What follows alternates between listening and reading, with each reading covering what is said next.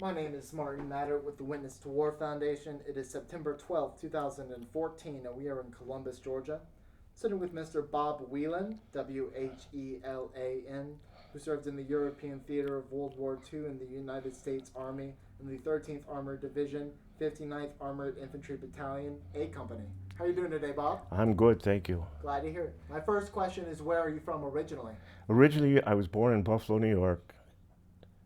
And tell me about your life growing up before you joined the Army. Well, it was a good life. I had a childhood that allowed me to have a lot of freedom. I developed a lot of my own opinions. I was pretty much an independent kid, and it was a good life. I had a few problems when I got into high school, in that I didn't particularly like the school I was going to, and I managed to fail a lot of subjects, and pretty much put myself in a position where if I wanted to go to college, I had to do some extra work to be able to get myself in that thing. But along came the war, and that was not a problem immediately. I was offered an opportunity to enroll in a college training program in the Army. It was called the ASTP program. And on the 29th of June of 1943, I enlisted to go into that program. I was sent immediately to Camp Hood, Texas, where I received basic training in infantry tactics, infantry basic. I completed that program in late September 1943 and was sent off to Texas A&M University to be enrolled in an engineering class where the Army at the time was looking to train engineers and other professionals, and that was the basis upon which I enlisted. Shortly after being there, maybe about a month or so, I was informed that that program was going to be terminated and that I would be sent to a combat infantry unit and not be involved in a college training program. I wasn't real pleased with that. So my my my choice at that time was, I had a choice. I could transfer to the Army Air Corps. It was the Army Air Corps at that time, which I did. I transferred into the aviation cadet program because that would have been the program that I would have gone into had I not joined the ASTP program. And I was accepted in that program. I went up to Shepherd Field, Texas. I took a lot of pre-flight training tests. I did not qualify as a pilot, but I qualified as a bombardier navigator. And I was put in a holding pattern to wait until there was an opening in a pre-flight class where I could go and start my flight training. In the meantime, uh, they got a little tired of me hanging around Shepherd Field, so they sent me down to Hobbs Field in New Mexico to mark time until they had a pre-flight program opening. In the meantime, things weren't going too well for us, and the powers that be decided they needed more infantrymen, and they took anybody, including myself, who had an infantry basic program and brought them back into the infantry if they weren't already there.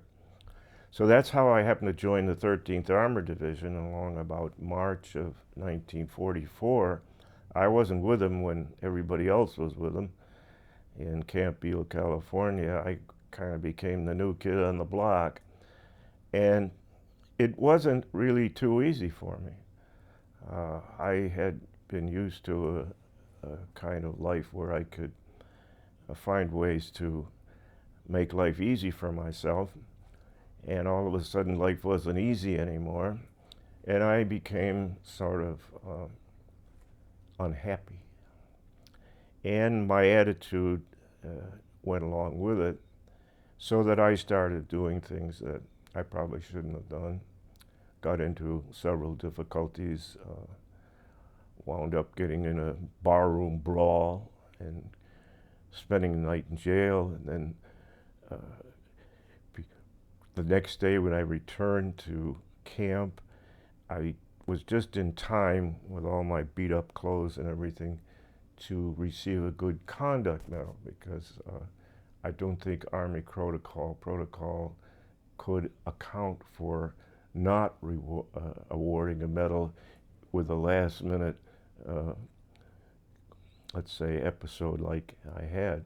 But anyway, I found that it took me a while to get accustomed to the hard life of the infantry. But I had a platoon sergeant that I liked. He was a good guy. He was about a little younger than my father. But he became a father figure for me, and he kind of tolerated all my let's say, hard to control. In fact, he didn't try to control me. He just let me be me, which was probably the best thing for him and for me. And by being me, I didn't always do everything that what you might say was the Army way. It was like the three ways, they used to tell us it was the right way, the wrong way, and the Army way. Well, I found a fourth way, and that was my way, which was none of the above. But anyway, I survived that. We had a pretty good relationship. I wasn't the new guy after a while, and I kind of blended in, and things started to take a fairly good shape. We spent several months in Texas, enduring the outstanding 110-degree climate that they had there. And then finally, we packed up around Christmas time of 1944 and went north, went to New York, and shipped out in early January to Europe. And we arrived in France in, I think it was the 29th of January, and were immediately dispatched to a French village. I had taken some French in high school, so I was able to communicate pretty well with the natives. Everybody else couldn't, and the French people, for some reason, love people that can talk their language. So I got invited out to dinner. I got pretty much involved with the community. And we happened to be staying in a billiard parlor. And the owner of the billiard parlor, where we were billeted, in Europe, soldiers kind of abscond or take over residences because there's no barracks for us. So we stayed in this billiard parlor. We slept on the floor. So I got pretty well acquainted with the owner. And the owner not only was a manager of a billiard parlor, but he also had a moonshine factory. And it so happened that we had some people who were in charge of our mess that happened to like that particular commodity. And this guy made it, and we drank it, and it was powerful stuff. It was called Calvados, but he had his own little still in the back, and he was okay because where we were in France, it was Normandy, and there was a lot of apples. So this was an apple brandy that they made. But what the chief ingredient that he couldn't find, that the French moonshine operator couldn't find, was sugar. So it happened that the people in our mess happened to like moonshine. So me being able to talk French, I was like the negotiator. I made the deal between the mess hall and the moonshine guy, and got the sugar. The moonshine guy made the moonshine. A couple bottles went to the mess hall. We and our squad got to drink all of this stuff that we could drink, and the rest, the moonshine operator was able to sell and make a profit. That went along good. I was the negotiator there. And then I got bored with that, so my company commander came around one day and said that we needed some truck drivers to drive trucks to unload. They had a lot of ships coming in the port of Le Havre, and they needed a lot of guys. We were just waiting around, waiting to go up to our duty in the front. So at this time, they allowed me and two other guys to drive 6x6 trucks and go down to the docks and drive supplies into inland warehouses. I spent about a month or two doing that. That was good because I learned all the roads in France. I drove all about and brought stuff off of the boat and took it to warehouses. I learned the roads. I also had charge of a nice 6x6 truck, and one day uh, my other two guys and myself decided that, we wanted to visit our friends back where they were. We were about, when they gave us this detached duty, they took us about 12 miles away, and it was a long walk. It was about 3 hours to get there, and 3 hours to get back. So uh, somehow or another, we managed to finagle a truck, and we drove over there. And as we were driving, it had rained the night before, and it was a big mud slick and on a U-turn, and I went down the U-turn, and didn't I go into a big skid? But I was lucky. I was able to pull it out at the last minute. We went up. So we didn't go over it. It was a big drop off. If we'd have dropped, we would have probably been killed. But at the least what would have happened, we would have wrecked the truck, and we probably would have gotten in big trouble for taking the truck under false pretenses. So anyway, we visited our friends, and we came back, and there was a few little hints that maybe we were going to get in trouble for making false information about the truck. But it so happened at that time that the 9th Armored Division had crossed the bridge at Remagen and got into Germany, and all of a sudden everybody had to go back to the company and get on a truck and head east towards Germany. So I always managed to get out of that little episode without any problem. And we got over to Germany, so we got over to eastern France, and we got in this little town called Fremenil, and it was a interesting little place. We were building in houses again, and these farmers all lived in one little central village, and then they farmed the land out around it. And where we lived, each house had piled in front of its front door, front windows, a large pile of cow manure. And the bigger the pile of cow manure, the more important was the person who was the owner of the house. And it was a prestigious thing to have the biggest pile of what sitting on the front of your house. It was not too pleasing at night, but we had comforters and we were comfortable. But next door there was a house that had a family of 4, mother and a father, and a young man about 25 who was a Maquis, which was the French, let's say, resistance fighter, and he had just gotten back from the front. And they had a little daughter of about 16, blonde hair, frizzy girl, very cute. And I could talk French, so guess what?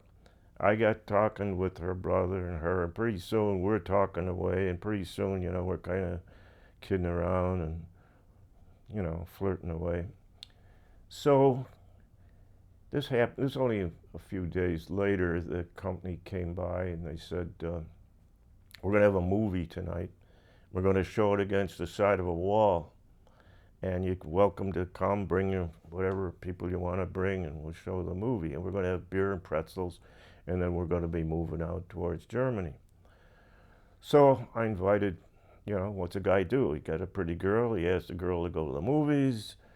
And I didn't know what was going on, but when I got to the door to knock on the door where she lived, who comes to the door but the father? And he's got a fancy suit on, nice tie, everything. These people were poor. The only guy only had one suit. So he was dressed up to the nines. I looked in the door, and there's the mother with the fancy dress. And this girl, she is beautiful. See, her frizzy hair was all coiffed, and she had a beautiful dress on. And I said to myself, what the heck is going on here? Well, I was young. I didn't really know what was going on. So we started to, I thought, well, okay, Mom and Pop are going to the movie with us. Well, that's not too thrilling for me, but okay, if that's the way it was, that's the way it was. So we started to go down towards the movie. In the meantime, my platoon sergeant sees me with the family there, with the girl and the mom and dad, and he says, okay, go back and get your gear, get it on the double, we're getting in the trucks, we're heading out to Germany. So I go get my gear. I said goodbye to my young lady and her parents. I said, I gotta go. They were pretty upset, but it wasn't very long before I got everything together and packed up, and they were waiting for me, so it was a hurry-up departure. And we got out of there and headed into Germany. Turns out we wound up in Zweibrücken, and there was a lot of stuff going on there, a lot of shooting and racket. There wasn't, it was probably leftover stuff, and we weren't directly involved in it, but it was kind of scary with all the racket going on at night. But anyway, my platoon sergeant happened to be talking to my first sergeant, and somehow he mentioned about this little movie thing that I was with. And the first sergeant said, boy, he was damn lucky. And what do you mean? Well, he says, in that part of the world, if you invite a young woman to go to the movie, that's the same as an engagement. And then my platoon sergeant came back and reported that to me. And I says, holy cats, I never knew that was what it was all about. So I guess I had another lucky break. So that was my, the third lucky break that I had there that I'm talking about, where I wasn't performing up to snuff, but I managed to weasel my way out of it. It wasn't long after that that we found our way into Germany, and on the 10th of April, our division entered into the combat, and it was an experience that I don't really want to repeat, but we had a lot of close calls again as that first day was going on. Our half-tracks, we were in an armored infantry company, and we were in what they call a task force, where you have tanks and half-tracks all lined up going in one direction. We were going through a railroad yard, and the Germans had zeroed in the mortars on our half-tracks, and they were coming down the line, hitting nearby or hitting half-tracks. The half-track in front of us got hit. Two of the guys that I knew pretty well one guy lost his arm, another guy got wounded pretty bad, and we thought, oh my goodness, we're next. It turns out that somewhere along the line, one of our people had found where these mortars were coming from, and they silenced them just before they went into us. So that's close call number 4 that I got. And this series of close calls kept right on going. On the 12th of April, I remember we were someplace, I don't remember exactly where it was, but we had stopped for the day, and we got into an apartment building, and the Germans weren't there anymore, so we were given the opportunity to sleep in a nice bed.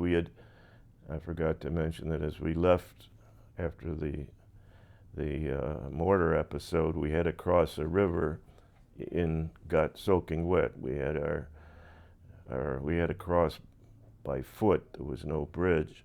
We had to wade out right up to our necks practically, and then when we got to the other side, our clothing was really bad.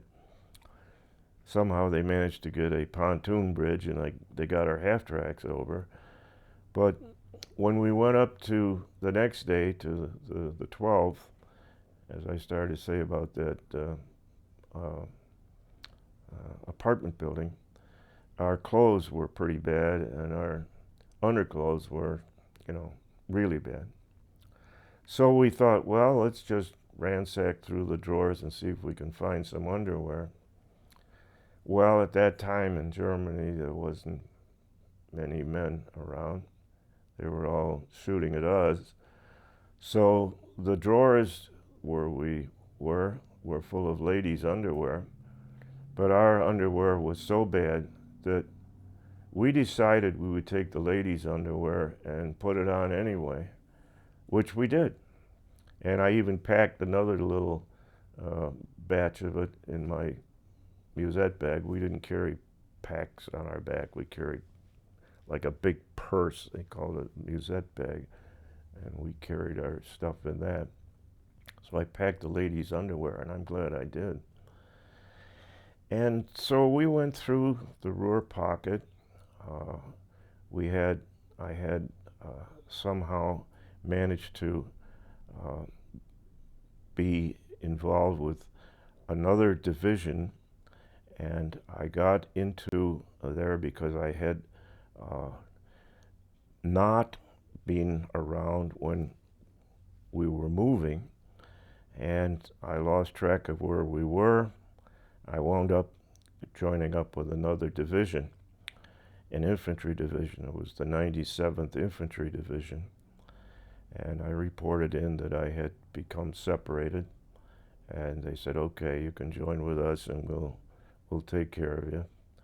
Well, they took care of us all right. There was another gentleman and myself, and they put us in a position where we became probably, well, we call them in those days a point men, where you're going into enemy territory. You usually have one or two people out front so that when your column is coming along, they're the guys that the enemy sees first, and they manage to,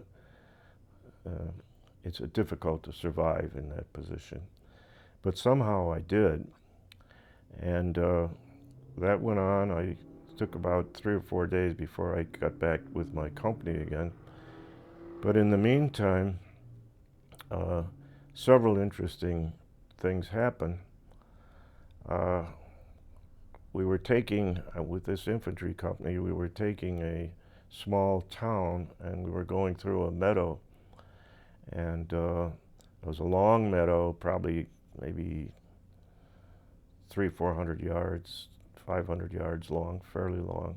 We were getting whacked pretty hard with a lot of artillery, flak guns, machine guns, and there was a lot of stuff flying around. Uh, we got under one particular difficult bombardment, and I managed to get myself dug in as best as I could, and I heard this terrible sound. It was, I don't know how to exactly describe it, but it was a throbbing sound, and it resonated, and it kept getting closer and closer and closer. And I had this funny sense that it was heading towards me. And sure enough, a few seconds later, I heard this thunk right on my, about inch and a half up above the lip of my steel helmet. And I looked out, and I saw this little piece with maybe about 2.5 inches in diameter of jagged, smoking hot metal. It was a piece of shrapnel from a 20 millimeter flak gun. And when I looked at my helmet, I had a nice little nick in it, maybe about half an inch. So about an inch or two, I would have got a Purple Heart, or, maybe even more than that, who knows. But I lucked out again, so that was another close call that I had. Short time later, managed to capture some German prisoners, and I was able to secure from them. There were 2 lieutenants. It was this other gentleman and myself, as point men, we were out in front of this group, and the lieutenant suggested that we go into this house and see what was going on there. And we did, and as soon as I opened the door, there's about 20 Germans standing there, saying that, basically indicating that they had enough of the war, they wanted to surrender. So, but they wanted to surrender to an officer, so I could kind of communicate with hands and gestures and whatnot. And I said, okay, we'll get you an officer. And in the meantime, I noticed they had a lot of neat stuff around there. They had these big 10-power field glasses. They had all kinds of nice artillery maps and compasses and everything. They were actually an observation point for the German artillery, and it was overlooking a big valley. So it was a big place where they directed the German artillery. So by having that capture, we probably put them in a bad position to get back at us. But in the meantime, I got a lot of souvenirs, like iron crosses and goodness knows what, a lot of different things, couple medals, all different sort of things, which my kids have now. But it was an interesting experience for us to have that opportunity. And shortly after that, the Germans surrendered. And I happened to be within a very short distance of where the surrender was taking place. We had about 200,000 Germans who we had surrounded, and their General Model was the commanding general of the Germans at the time, and he decided at the last minute he wasn't going to surrender, so he went off. He ultimately committed suicide 2 or 3 days after that. I think they surrendered on the 17th of April. But anyway, there was a surrender. There was a Lieutenant General Koenig who was surrendering to the American generals. I believe General Mark Clark was there. There were a number of big-time American generals, and they had the big newsreel cameras from the March of Time and all that sort of thing. And they were surrendering under a big tree. And there I am standing there. I'm only about 12 feet away, and I saw the newsreel cameras. And being a kid, I thought, you know what? Why don't I get in the pictures? So I kind of maneuvered myself all around, and I know the cameras were taking pictures of me of this surrender. It was a big deal. But to this day, I've watched everything I can, and I never ran across that film. If anybody ever runs across that film of the General Koenig surrendering there in the Ruhr pocket, I'd sure like to see it, because I think I'm in it. At least I tried my very level best to get in it. I hammed it up pretty bad. So that's another probably episode of what you might not say is perfect behavior, but I was enjoying that opportunity to participate in something eventful, and in my mind, it was an eventful opportunity.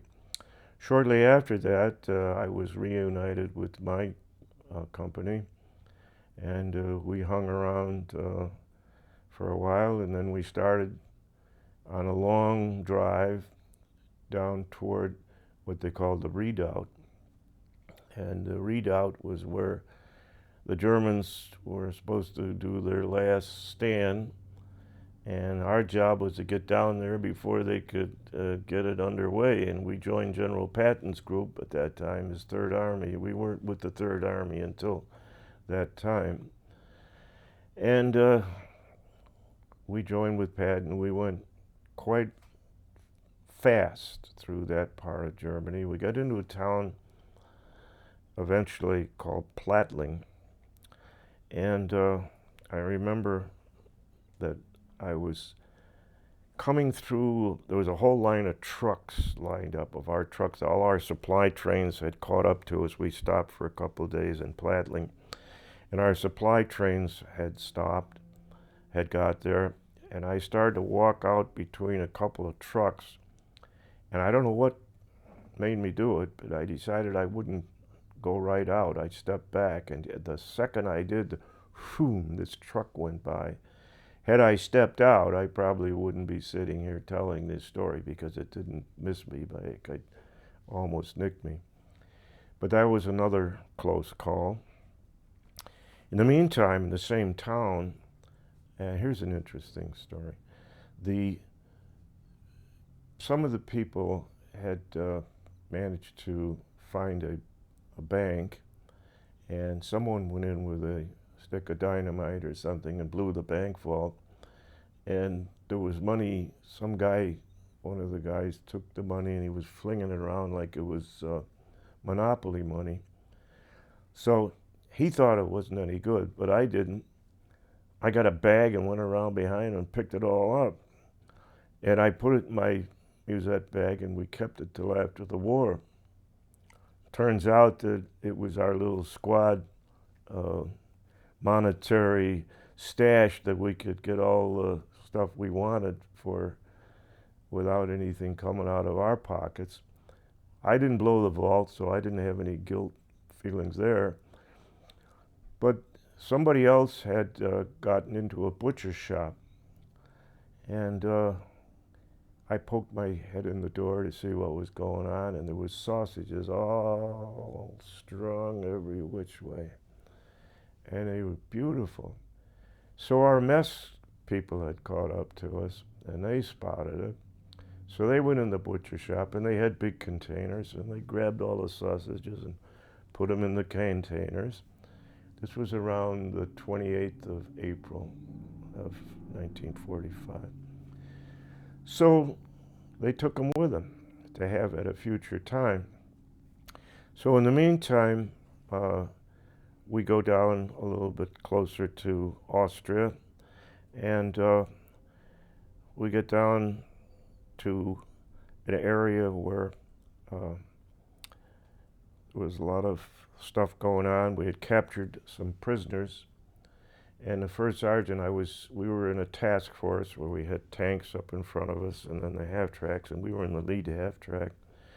First sergeant came along, and he said to my squad leader, he said, or my platoon sergeant actually, he said, I need somebody to take these prisoners back to the 80th Division, which is following up on us.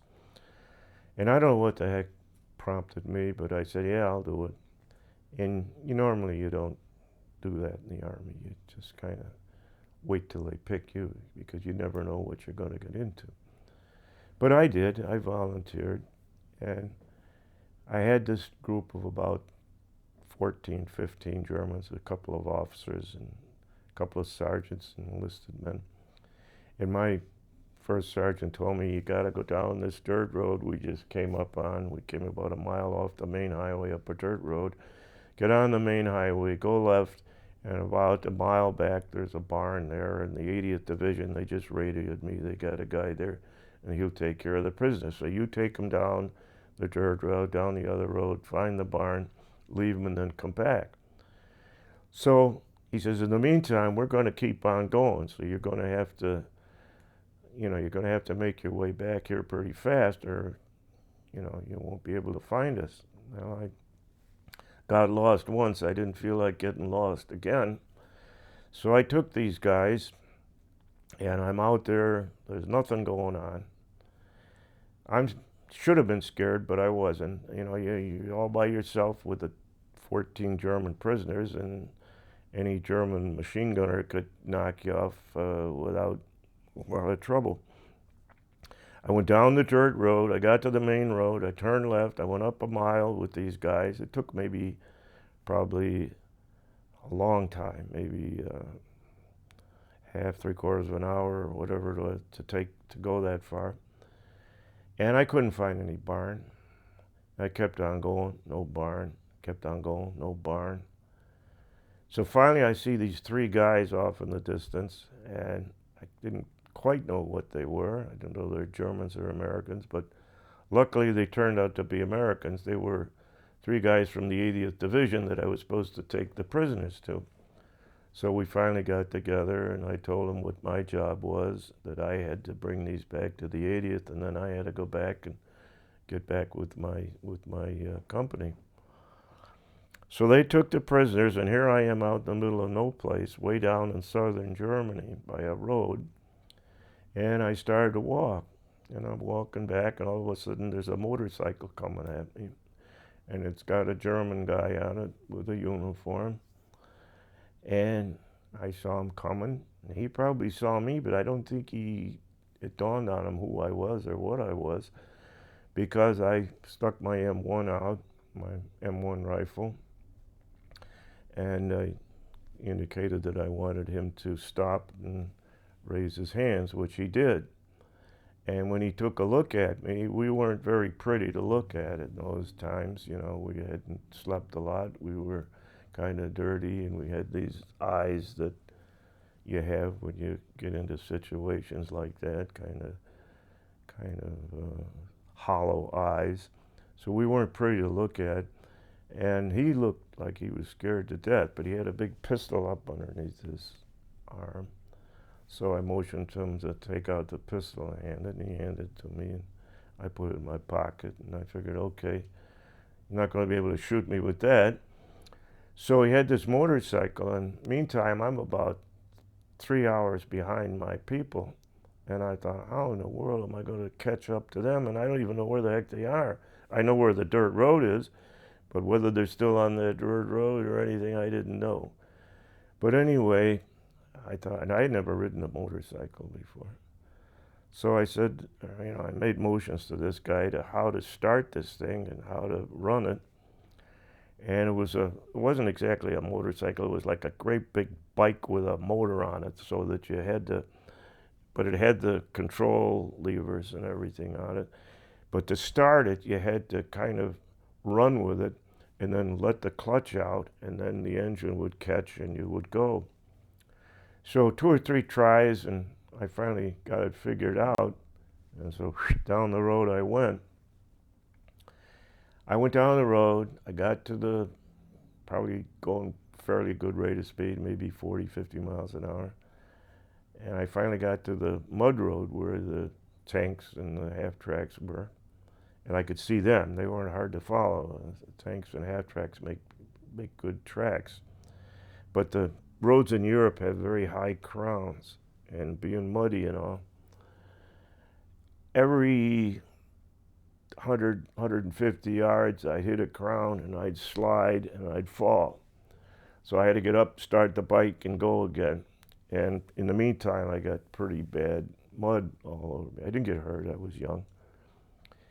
And I'm going along, and all of a sudden, in the middle of the road, there's this huge, huge ox cart. And this farmer driving, it's got 2 oxen up in front and 1-wheel cart, big old cart. But it covered up the whole road. I couldn't get around him. So this bike had a little bulb horn, and I honked the horn. He didn't pay attention to me. Honk, honk. Oh, okay. So finally, I yelled at the top of my voice. I says, "Get the hell off the road." And he turned around and took a look at me, and I must have frightened the heck out of him, because he jerked the reins, and the cart went right off the side of the road, and so did he. And I wasn't worrying too much about him at the time, because it was starting to get dark, and I wanted to catch up to my friends before it got dark. I didn't want to be out in the middle of no place over there, not knowing where anybody was, where to go. So I went scooting down the road, and just about the time it got dark, I was lucky enough to catch up to them. They were surprised as hell to see me, and especially to see the motorbike, So that was my big adventure, of high-risk adventure during the war. It got dark that night. It snowed, believe it or not. We got about 6 inches. It was the 1st of May, I think it was. We got about 6 inches of snow, and I woke up the next day, and I was feeling miserable. I couldn't hardly move. Well, they called the medics, and they took me off to the hospital. And I had a bad, bad case of influenza, and I don't know how it came on, but it just floored me.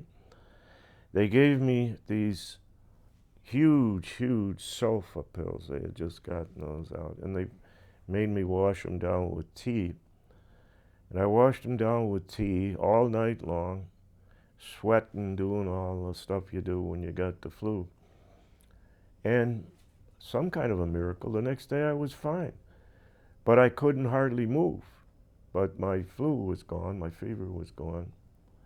They sent me back. My company, the war for us was over with. They told us not to go any further. We just got into the Austrian border. And so we were stopped, and when they let me out of the hospital, the medic came along with me and told my platoon sergeant that I'm not supposed to do anything. I'm just supposed to uh, relax and take it easy, just sleep. And that's all I could do. I could hardly stay awake. I slept maybe out of the 24 hours, I probably slept about 18 or 19. Gradually, it got better and better, and finally I was getting to the point where I could move about. And one morning, the guys, we were all in this house. We had taken over a house from the Germans, and they were all in the house, but every day they had to go out and do stuff. So they left me alone in the house, and I heard a banging on the door, and I went down, and here's about a dozen German guys out there.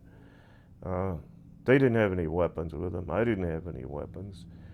The war was still on. I think it was maybe about the 3rd or the 4th or the 5th. They didn't officially end the war till the 9th. And we looked at each other for a while, and I don't know which one of us smiled first, but there was a smile, and the other guy smiled. Pretty soon we were okay. And so, because these guys could have had their way with me, I was just there all by myself. And they wanted something to eat. We had a lot of K rations, C rations, the little packages that they gave us. These guys were hungry. So I took pity on them, and I got them a few C rations and allowed them to get something to eat, and they went on their way back to wherever they wanted to go. The war was over for them, and I was happy to get rid of them. So shortly after that, I got back on my feet. The war had ended. Our captain and our officers decided that we deserved a little break, so we had a chance to kind of get acquainted with the neighbors, and I really enjoyed myself. There were streams to swim in and this and that. And the big brass, the upper brass, had told us not to fraternize with the Germans, but we're kids. We didn't pay attention to that. We fraternized. I had a girlfriend. We went swimming. We did all the kind of stuff that kids do. Drank beer in the beer halls. We had all this money that I had in that little squad thing. So we lived high for about 6 or 8 weeks. We had a good time. All of a sudden, we got the order that we got to pack up. We're going back home, and this time it wasn't going to be so easy. We're going to have to go and fight the Japanese. We weren't thrilled about that, but you got to do what you got to do. So we went back, got back to France, and when we got there, I had a chance to go back to this old village where the moonshine guy was. And they say, we'll take you back there. You can see all your old friends and all that sort of thing, and then we'll come and get you. So I went back, got acquainted with the moonshine guy, and he had a pretty daughter, and she had a boyfriend. I wasn't too crazy about the boyfriend, but he thought I was gonna flirt with the girl because I had carried a little silver dollar around with me all the time I was there. It was dated 1925, which was the year I was born, and so it was kind of like good luck piece. So I was going to leave France anyway, so I gave it to her. And that didn't sit too well with the boyfriend. He thought I was trying to flirt with her. I wasn't really, but I was drinking this Calvados again. The moonshine guy brought it out. What you do is you pour it in a glass and you light it, and the flames come up, and you blow it out, and the smoke comes up, and it's hot. And it's powerful stuff. Well, being a kid, not too smart, I got crocked. I got so crocked that I missed my ride back to the camp. We were in a camp about 10 miles away, called Camp Old Gold, which was the port of embarkation to take us back to the U.S. Well, it got pretty late, and all of a sudden, my brain finally signaled me that I had better get back there. Otherwise, if I don't get back before they have roll call in the morning, I'm AWOL. And so, as cracked as I was, I went through the woods, about 2 miles, walked 2 miles to the woods, found the main road. Fortunately, in all my driving previous, I knew the roads there very well. So I knew where our camp was. I knew the road how to get there. And as cracked as I was, I knew the right way to go. So I did. I walked down the road. Car came by. It was about 3 o'clock in the morning. I stuck my thumb out and went right by. I don't blame him. I wouldn't pick anybody up at 3 o'clock in the morning either, especially a guy that looked like me. But anyway, I got down this road, and it's starting to get light out. And I'm thinking, boy, it's not going to be long before roll call is, and I'm not going to be there. So I'm in deep trouble. So along comes a whole bunch of trucks, the big cattle trucks. And they go by, and I stick my thumb out, and they all whiz by me, every single one. So I'm thinking, oh boy, what a heartbreak that is. Then all of a sudden, there's this wrecker truck coming along behind the convoy. So I stick my thumb out, whoop, he stops. He picks me up, I get in the truck. And we go for maybe a couple miles, and guess where we stop? Right in front of my company area. They were loading on those cattle trucks to get in the boat to come back to the United States. And yes, I was late for the roll call, but by golly, I got there. So there's another lucky break that I had, a number 8 or 10 or whatever it was. I had so many lucky breaks. But the fact that I was late for roll call, I was AWOL, and I had to be punished. And my punishment was that they did not pay me. They took my pay. I eventually got it when I got back to the United States, but they withheld my pay, let's put it that way. And they put me on permanent KP on the boat coming back, which meant that I had to work in the kitchen the whole trip.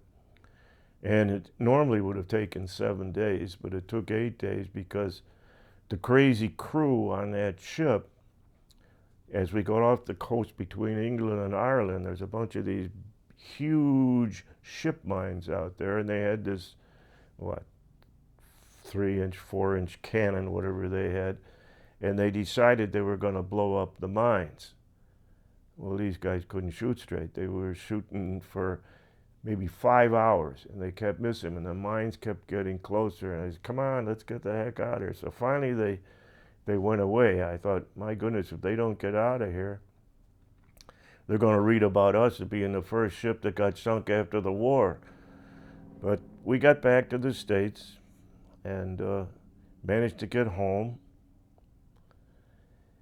During that time, they dropped the bombs over in Japan. So by the time we were supposed to get back to join up together again to go to Japan, or to be shipped out, the war was over. So we reassembled back in California, and our general told us out there when we got back that we were supposedly D-Day +1 on Honshu Island being the main island of Japan. And D-Day +1 means that they were going to get the beachhead, but then being an armor division, our job was to spearhead the drive in towards Tokyo. Now, I doubt very much if any of us would be around here talking about it if that is what we had to do. But again, another lucky break, it worked out. So, I've been pretty lucky. I'm still here, I'm still talking, and let's say we prevail. It wasn't easy. It was pretty close. There was a lot of close calls. Our country had a lot of close calls. All of us had close calls. But you know what? We got together as a group, in spite of people like me who couldn't quite get used to the way things were supposed to be, because we still had to kind of do things our way. And I still had a little, let's say, grudge against the upper brass. In fact, one little incident that I remember that was my parting shot just before we got discharged. Our commanding general had parked his car out in front of our barracks, and he went off someplace. So I jumped in his car, stuck my head out the window, and, was making monkey faces. And they took my picture. I thought, if I did that during the regular time and they caught me, I'd probably be looking out through the bars again. But it just inspired me to do something like that. And so that was my final parting shot at the Army. I never went back to the Army until a year ago. And I went back to the 13th Armored Division reunion that they had down in Austin, Texas. And I thought, I wasn't a real crowning example of the good soldier. I don't know what kind of reception I'm going to get there. And I was a little bit scared when I walked in there. Well, the second I opened up the door, I was home. There was these two young ladies from Texas. They saw me, they heard me talking, and the one young lady says to the other young lady, she says, "He sounds just like your husband." Turns out her husband was from about 20 miles away from where I live, so he had the same kind of New York accent that I have. And when they heard me talk, they thought it was him. So as we're talking, their dad walks in. And he's from Texas. And he heard me talk, and the first word that come out of his mouth was, "Damn Yankee." And I said, "Gee, I haven't heard that for about 70 years since I was down here the last time." People down in Texas, they hear you talk, they call you, some, not, most of them were pretty decent, but it was, sometimes they call you "Damn Yankee." And, but he had a twinkle in his eye, and I knew he was doing it like I would do. He had a good sense of humor. In fact, we're very good friends right now, and with his two daughters. But that was my initiation back into the 13th Armored Division. And what I found was that these guys, none of them were all perfect. I always thought that, you had to be perfect, but they're just guys. They do what they do. They mess up.